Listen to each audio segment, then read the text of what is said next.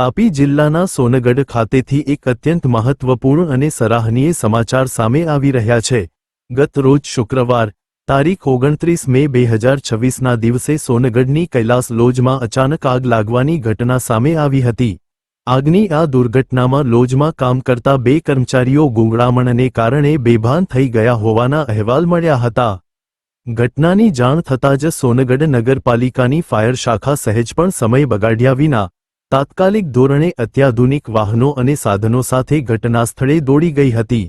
Fire ફાઇટરોના જવાનોએ ભારે જહેમત બાદ આગ પર સંપૂર્ણ કાબૂ મેળવ્યો હતો। આ સાથે જ લોજના બીજા માળે ફસાયેલા અને બેભાન થયેલા બંને કર્મચારીઓને યુદ્ધના ધોરણે જીવના જોખમે નીચે લિફ્ટ કરી આ બાદ બચાવી લેવાયા હતા। ફાયર વિભાગના સજાગ જવાનોએ નીચે સુરક્ષા નેટ પકડી રાખી બંનેનો જીવ બચાવ્યો હતો અને તાત્કાલિક ધોરણે સારવાર અર્થે સોનગઢ રેફરલ હોસ્પિટલ ખાતે ખસેડ્યા હતા। ફાયર બ્રિગેડની આ ત્વરિત કામગીરીને પગલે સ્થાનિક નગરજનોએ મોટી રાહતનો શ્વાસ લીધો હતો।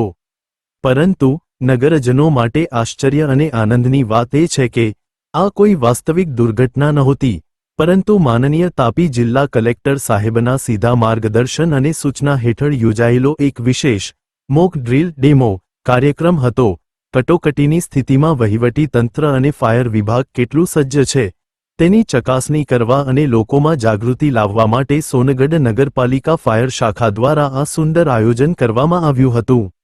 આ મોક ડ્રીલના સાક્ષી બનવા અને કટોકટી સમયે કેવી સાવચેતી રાખવી તેનો જીવંત ડેમો નિહાળવા માટે સોનગઢ તાલુકાના મામલતદાર શ્રી રાકેશભાઈ રાણા, સોનગઢ પોલીસના પીઆઈ સાહેબ, સોનગઢ નગરપાલિકાના પ્રમુખ શ્રીમતી સારિકાબેન સચિનભાઈ પાટીલ, ઉપપ્રમુખ શ્રી પ્રકાશભાઈ ગામિત, કારોબારી અધ્યક્ષ શ્રી હેતલભાઈ મહેતા, બાંધકામ અધ્યક્ષ શ્રી આશીષભાઈ શાહ તથા ફાયર સમિતિના અધ્યક્ષ શ્રી રણછોડભાઈ બાબુભાઈ ગામિત ખાસ ઉપસ્થિત રહ્યા હતા।